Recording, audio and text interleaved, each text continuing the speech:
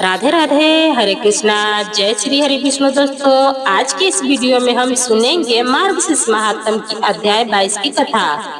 मार्गशीर्ष मास का महत्व सुनते सुनते एक समय तपोवन में बैठे महर्षि कात्यायन ने युधिष्ठिर से कहा, राजन, मार्गशीर्ष मास केवल दान पुण्य भर का महीना नहीं है, यह आत्मा की परीक्षा का मास है। जिस प्रकार शीत ऋतु में पृथ्वी अपनी नमी समेट कर भीतर से मजबूत होती है, उसी प्रकार मार्गशीर्ष मनुष्य को भीतर से मजबूत बनाने आया है। आज मैं तुम्हें एक ऐसी कथा सुनाता हूँ जो यह सिद्ध करती है कि इस मास में किया गया सत्य व्रत किस प्रकार भाग्य बदल देता है। युधिष्ठिर विनम्र होकर बोले, गुरुदेव, आपका कहा हुआ प्रत्येक शब्द धर्म का दीपक है, कृपया कर कथा कहिए। प्राचीन काल में पुष्कर वन के पास स्थित गंधर्वपुरी नामक एक राज्य था।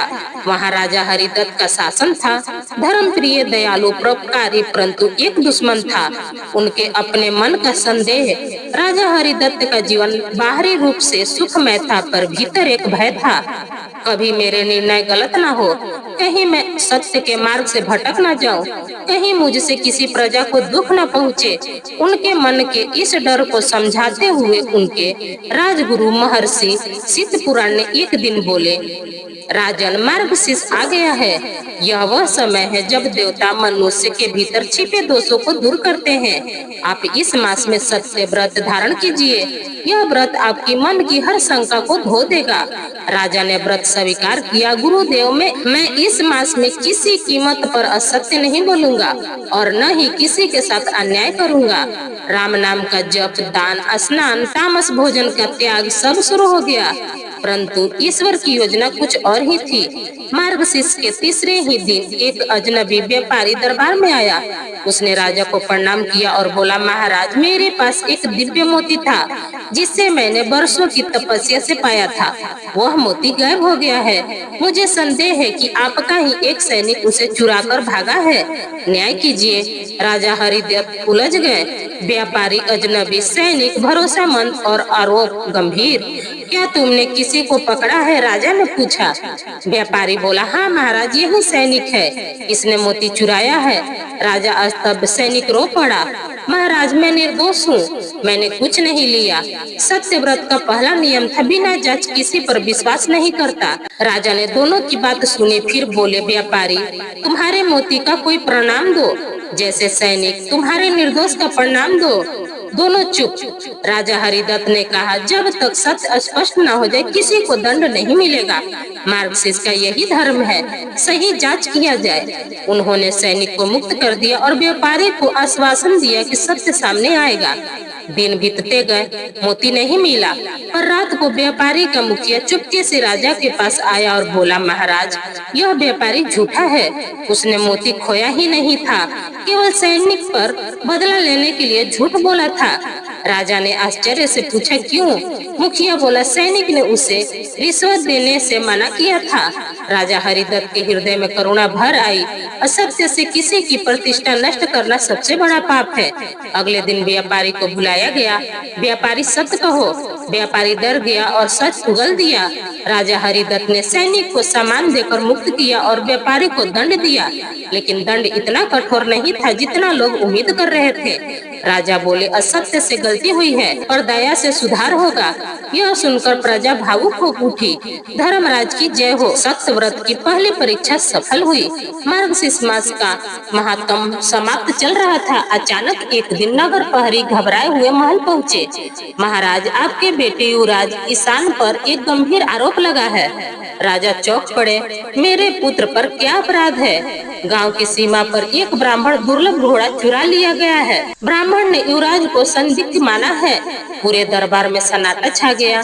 युवराज ईशान की आंखों में आंसू थे।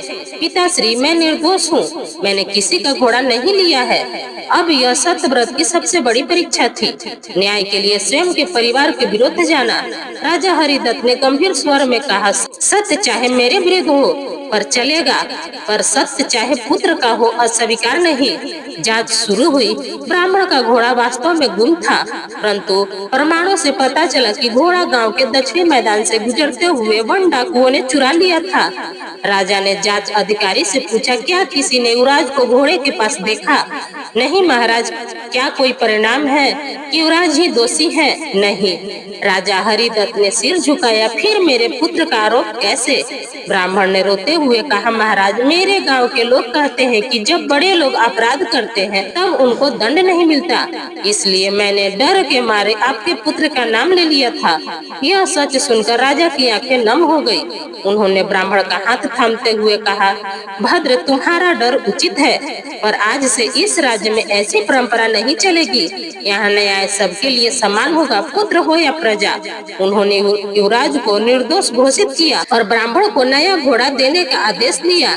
साथ ही सुरक्षा भी। पूरा राज्य जय जयकार करने लगा। धर्मराज दत्त की जय हो। अब मार्गशीर्ष का अंतिम सप्ताह था। व्रत लगभग पूरा होने को था। राजा हरिदत्त के मन में प्रसन्नता होने लगी। मैंने सत्य व्रत उत्तम रूप से निभा लिया, मुझसे कोई गलती नहीं हुई। यही सूक्ष्म अहंकार ईश्वर की तीसरी परीक्षा का कारण बना। एक रात्रि को राजा स्वप्न में एक वृद्ध साधु प्रकट हुए। उनकी आंखों में तेज था पर चेहरे पर करुणा। वे बोले, राजन, तुम सत्य के मार्ग पर चले हो, यह उत्तम है, परंतु तुम्हारे हृदय में एक हल्का सा अहंकार प्रवेश कर चुका है कि तुमने सब कुछ सही किया है। याद रखो, जब तक मनुष्य अपने कार्य को भगवान का कार्य न माने तब तक पूर्ण सत्य का प्रकाश नहीं मिलता। राजा घबरा गए। गुरुदेव, मुझे मार्ग दिखाइए। साधु ने कहा, कल सुबह तुम महल से बाहर निकलो, तुम्हें एक घटना मिलेगी, वही तुम्हारी अंतिम परीक्षा होगी। अगली सुबह राजा भेष बदलकर एक साधारण मनुष्य की तरह नगर में निकले। मार्केट के पास उन्होंने देखा एक गरीब वृद्धा महिला, जिसके हाथ में टूटे हुए मिट्टी के घड़े और टुकड़े थे, रो रही थी। राजा ने पूछा, माता, क्या हुआ? वृद्धा बोली, बाबू, मेरे पास यही एक घड़ा था जिससे मैं पानी लाती थी और घर चलाती थी। आज एक धनवान व्यापारी की गाड़ी ने इसे तोड़ दिया। मैंने उससे नया घड़ा मांगा पर उसने कहा, तुम गरीब हो, झूठ बोलती हो। मेरे पास सबूत नहीं है, इसलिए कोई मेरी बात नहीं मानता। राजा समझ गए यह वही परीक्षा थी जिसकी चेतावनी साधु ने दी थी। राजा ने भीड़ से पूछा, क्या किसी ने देखा है कि घड़ा किसने तोड़ा? किसी ने नहीं देखा। व्यापारी आया और बोला, मैं क्यों घड़ा तोड़ूंगा? यह मुझ पर झूठा आरोप लगा रही है। राजा ने वृद्धा की आंखों में देखा, सच्चाई थी पर प्रमाण नहीं था। सत्य क्या है? सही निर्णय क्या है? अचानक राजा को लगा, सत्य केवल प्रमाण पर नहीं, कभी कभी करुणा पर भी आधारित होता है। उन्होंने कहा, व्यापारी, तुम धनी हो, यह माता निर्धन है। अगर उसने असत्य भी कहा हो तो भी दया की परंपरा कहती है कि उसका घड़ा लौटाना तुम्हारा कर्तव्य है। व्यापारी को बात समझ आ गई। उसने तुरंत वृद्धा को नया घड़ा और कुछ धन दिया। वृद्धा ने राजा को आशीर्वाद दिया, बेटा, जिसने गरीब की पीड़ा समझी उसका जीवन धन्य हो जाए। राजा हरिदत्त की आंखें भर आई। यही थी मेरी अंतिम परीक्षा। राजा महल लौटकर राजगुरु मुस्कुराए। राजन, आपने सत्य व्रत केवल निभाया नहीं, उसे जिया है। मार्गशीर्ष मास ने आपका हृदय निर्मल कर दिया है। अब आपकी शंका, आपका भय सब समाप्त हो जाएगा।